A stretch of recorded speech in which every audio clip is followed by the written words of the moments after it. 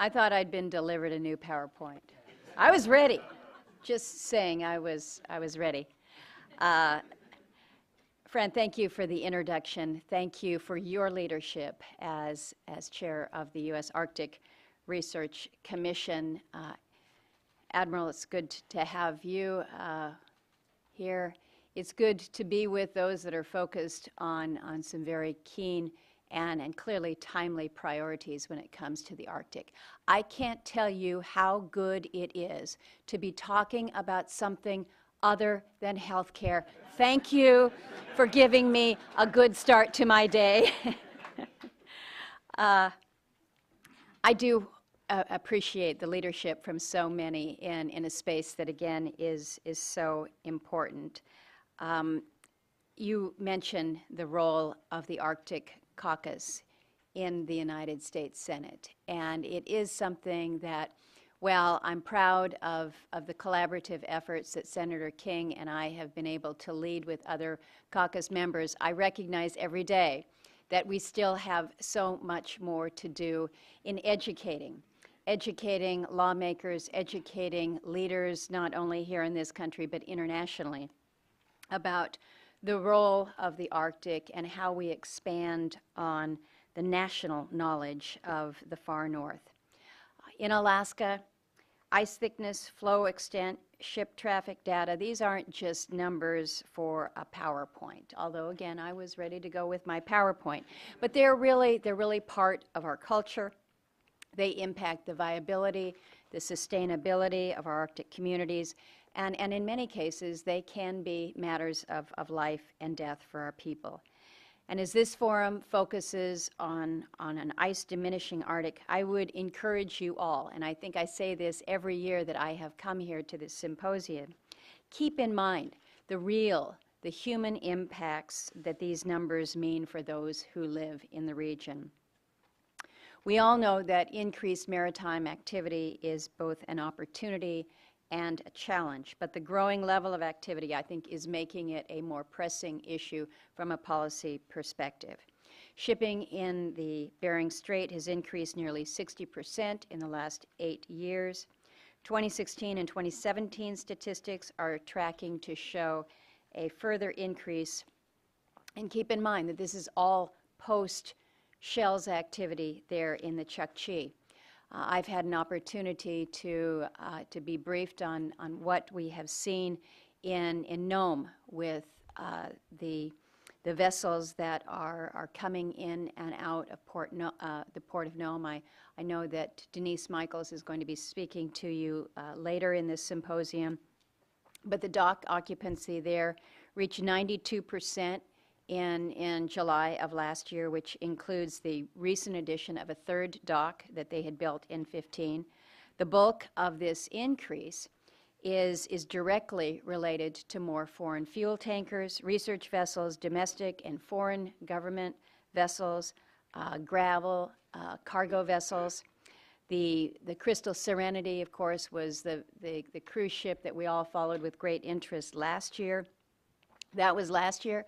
I hear they've got strong bookings going forward. So again, that level of increased traffic and that comes with tourism and commercial shipping is something that we're all following. But it also highlights the lack of infrastructure, particularly a deep draft port in the U.S. Arctic. So we're working with the Army Corps of Engineers, again, to continue to evaluate and consider prospects for such a port. But it's not just a port. It's not just a port in Nome. It has to be a system of ports, recognizing the need that we have out there. I was at an Arctic forum just 3 weeks ago now, and former President Grimson from Iceland reminded us that China has an Arctic port. How does China get an Arctic port before we officially have ours? We certainly have the extraordinary port there in Dutch Harbor on Alaska, but I think that that's just a little bit of a reminder to us of the interest that others have in the Arctic. So making sure that we are ready, that we are prepared, that when it comes to assist, that we are there and capable of providing the necessary support for search and rescue capabilities, for the local and the national security interests, the economic development opportunities, and the environmental and the scientific research. And again, when we're talking about the port of Nome, one deep draft port would certainly be helpful. Two would be outstanding. But again, I refer to a system of ports, a network of ports. And keep in mind that in Alaska, where our communities are small, our distances are great, we're not talking about large, significant ports in terms of size, but the impact that a small port can have in an area like this, whether it's St. George in the Pribilof Islands, which badly needs a subsistence fishing harbor, or Amonic, which is trying to develop a small commercial port. If you ever have an opportunity to go out to Amonic, significant fishing village, but it is yet a village. And when we say port, you think port. Amonic thinks, just give me a dock. So it's pretty basic infrastructure that we're talking about here. But again, the ability to provide for that necessary search and rescue in times of need, or an alternative port of call for our smaller vessels. There's also an increased probability of additional vessel traffic engaged in offshore oil and gas leasing activity in the not too distant future. As we have seen with this administration, they have lifted the indefinite withdrawal on leasing in the Beaufort and the Chukchi, and the Secretary of Interior has started the process of revising the U.S. offshore leasing program. Many of you are familiar with the 2008 USGS Circumarctic Resource Appraisal, looking at the vast resources that are up in the U.S. Arctic.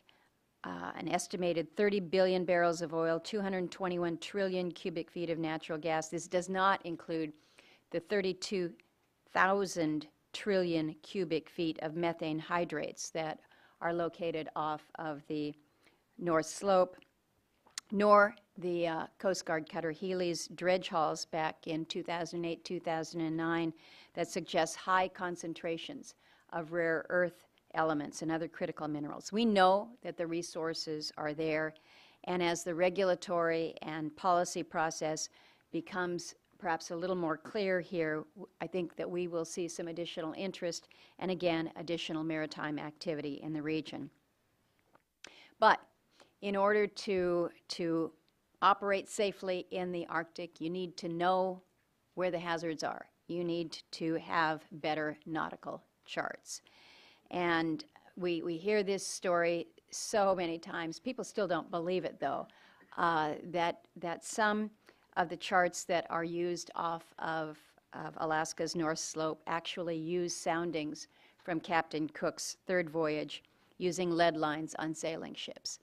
And when you think about the technology that we had back in 1778, you got to applaud them for what they did and how they did it, but I think it's time to do a little refresh.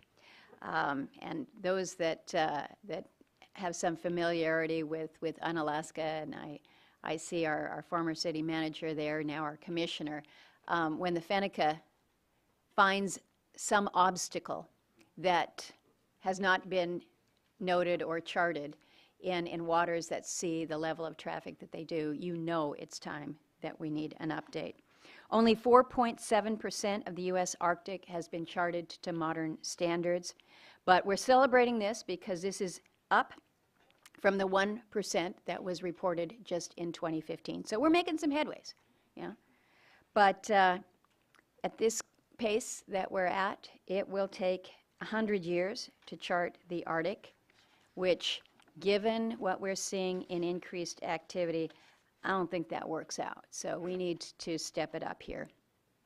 I have been encouraging NOAA to be more creative, more efficient in their coastal survey program and their charting efforts, and to consider contracting with third parties that might have more experience in the Arctic, move quicker in determining if underwater autonomous vehicles are a viable option for the charting process, and to also be practical about awarding survey sites to contractors so they receive adjacent sites for more consistent charting and efficient use of taxpayer dollars. So I think that there's more that we can do to bring about efficiencies, to bring about cost savings, and to really work on a more expedited time frame. I will tell you, though, that I'm concerned about what we're seeing with NOAA's aging fleet. We talk a lot about icebreakers, and I'm sure that there will be much conversation here about our icebreaker fleet, although I don't call 1.5 icebreakers a fleet. But there's a lot of discussion about that. Not so much discussion about what we have with NOAA. At least 3 of NOAA's ships have been in service for more than 40 years, and 8 ships are due to retire in the next 10 years. So think about what that means in terms of our ability to conduct survey work, whether it's from hydrographic to the fisheries work that goes on. We need to have capable vessels. So again, I'm very, very pleased that we're making headway with the icebreakers. It's good from a budget perspective. Those of us that have been working on this for a long time are feeling like we're finally making some good headway. There was a good report out just this week that focuses on how we can work to bring down the costs, very important during this particular time. But before an icebreaker can cut a path, we need to know what operating areas look like. And so we have to be mindful of the status of NOAA's vessels as well. The last thing that I want to leave you with this morning is the need to look at the Arctic in a holistic manner, whether it's from the international cooperation and when you look at the 3 binding agreements that have come from the Arctic Council to port development in a small native community. Approaching the issue holistically, I think, is necessary. It allows for a win-win for all involved. Research activities, economic development, investment in infrastructure, and environmental stewardship, clearly all interlinked and interconnected, particularly in America's Arctic. What happens in one part of the community impacts the entire community. And along that vein, what happens in one area can be cross-fertilized into other activities. Research conducted in the Arctic is not just useful from an academic or a policy-making standpoint, it's also an educational driver for our communities. And educational drivers are also economic drivers. They get residents, particularly our kids, more interested in what's going on around them and how it impacts their communities and how technology is being used. And a specific example of this is the Alaska Center for Unmanned Aircraft Systems.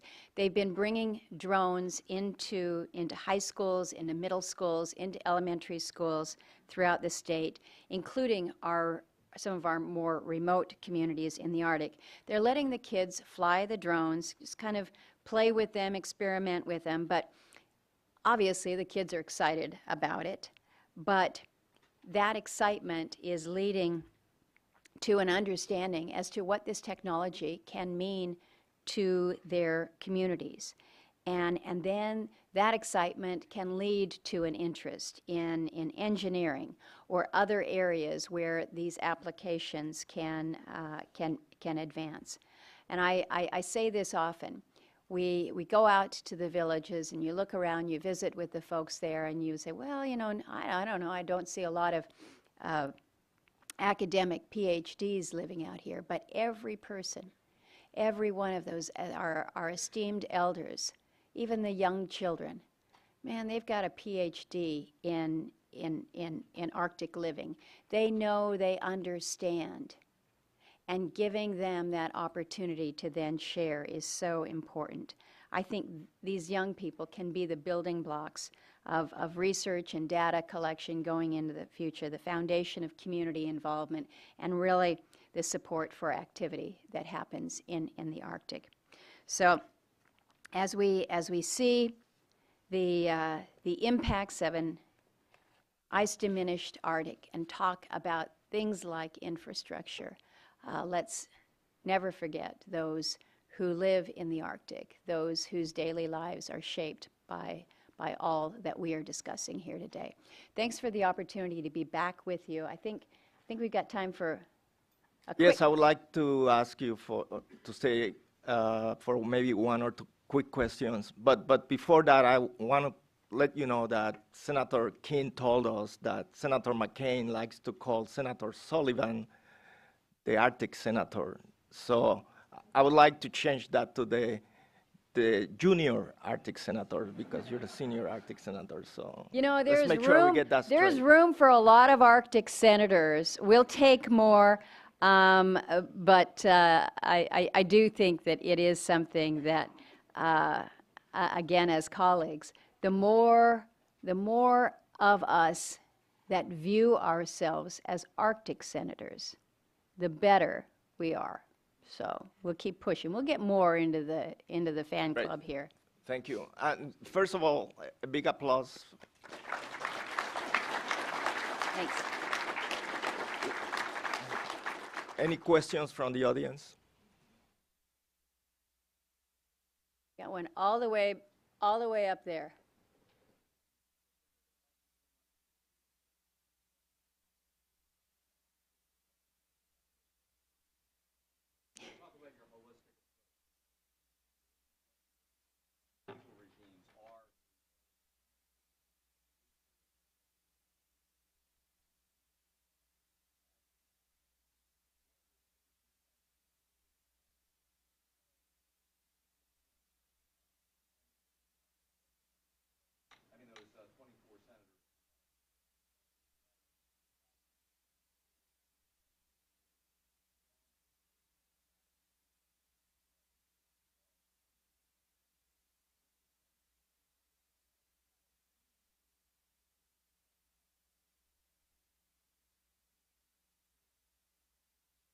Well, thank you for raising it, and I would encourage you to ask any policymaker who's coming before this symposium the same question.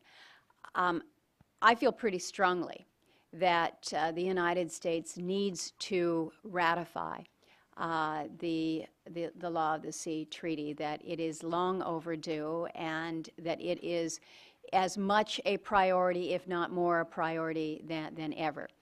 I have had several different conversations with folks in this new administration, including the President, on ratification of the Law of the Sea Treaty and why it is important, why, given the changes that we're seeing in the Arctic, this opportunity, along with the challenges that come with increased movement in the north and opportunities to do more.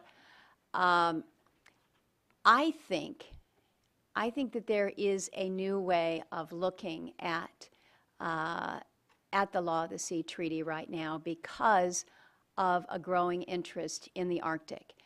And I think it's important to also recognize that when we're talking about Law of the Sea, we get focused on the Arctic, but what is happening in the South China Sea is also something that has gained the attention of many lawmakers. And again, I think it's causing them to look at where the United States is, where our role is, and the fact that we are on the outside looking in because we have not ratified that.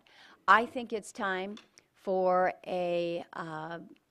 another run at this. I have had a conversation with the chairman of the Foreign Relations Committee suggesting him that it might be time to re-up and re-engage. So I am one, and I'm starting to make a little bit of noise on this. I do realize that there are There are a lot of priorities out there with differing treaties.